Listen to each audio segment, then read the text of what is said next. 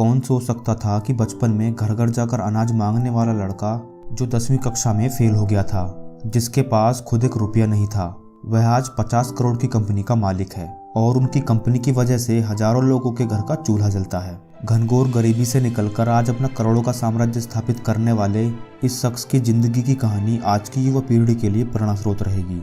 हम बात कर रहे हैं 50 वर्षीय रेणुका राध्या की, जो बेंगलुरु के नज़दीक गोपसांद्रा गांव से ताल्लुक़ रखते हैं। उनके पिताजी राज्य सरकार द्वारा आवंटित एक मंदिर के पुजारी थे। हालांकि इसके लिए उन्हें कोई तयशुदा वित्तीय मदद नहीं मिलती थी। पूजा के बाद वे और उनके पिताजी गांव में घूम घूम कर चावल, आटा और दाल मांगा करते। उस मिले राशन को पास के बाजार में बेचा जाता और मिली रकम से पूरे घर का गुजारा मुश्किल से चलता।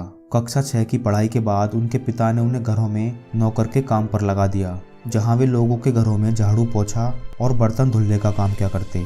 उसके बाद उनके पिता ने उन्हें एक बुजुर्ग चर्मरोगी व्यक्ति के घर पर उसकी सेवा सत्कार में लगा दिया, जहां वह उस बुजुर्ग को नहलाते धुलाते और उसके शरीर पर मलहम लगाते थे।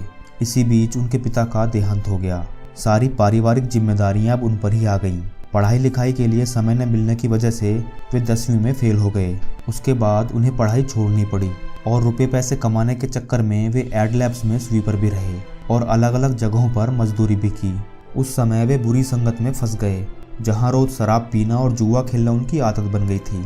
लेकिन किसी तरह उन्होंने ये सब छोड़कर शादी करने का फैसला किया। 20 साल की उम्र में उन्होंने शादी की। शादी के कुछ समय बाद ही उनकी पत्नी को भी मजबूरन किसी कंपनी में हेल्परी का काम करना पड़ा।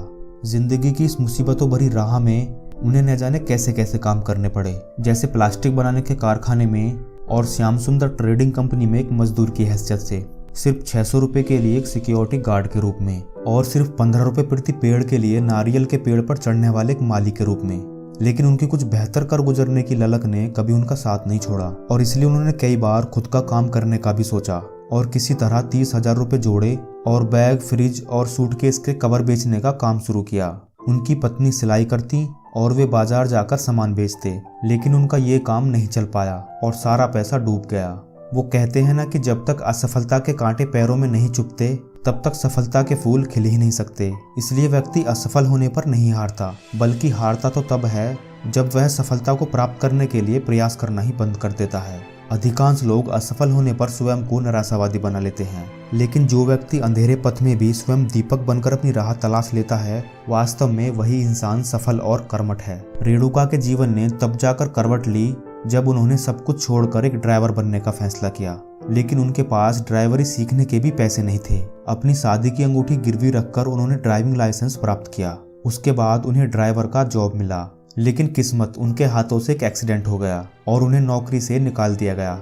उसके बाद उन्होंने हॉस्पिटल में डेड बॉडी के ट्रांसपोर्टेशन का काम 4 साल तक किया, लेकिन पैसे कम मिलने की वजह से उन्होंने दूसरी कंपनी में काम करने का सोचा, जहां विदेशी पर्यटकों को टूर पर ले जाना होता। विदेशी पर्यटक इन्हें डॉलर में टिप भी देते। रेणुका इन पैसों को जमा करने लगे और इन्हीं जमा पैसों और पत्नी के पीएफ से 2001 में एक पुरानी इंडिका कार खरीदी और फिर उसकी कमाई से 1.5 साल के भीतर ही दूसरी गाड़ी खरीद ली।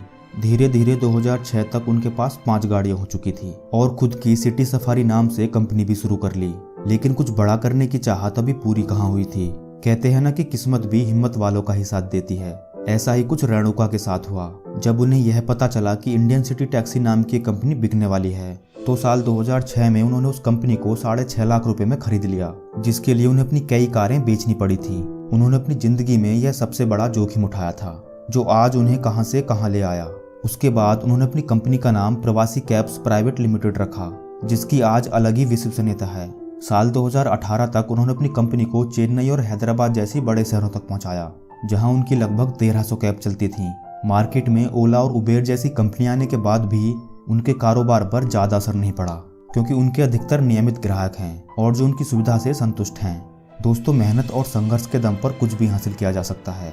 कभी घर घर भीख मांगने वाला बच्चा, बाद में मजदूरी और मामूली सिक्योरिटी गार्ड की नौकरी, और आज की तारीख में 500 करोड़ की कंपनी का मालिक, जो खुद 23 लाख की गाड़ी से चलता है। दोस्तों, संसार के 2 मार्ग हैं, एक में जीत तो दूसरे में हार, एक में खुशी है तो दूसरे में दुख।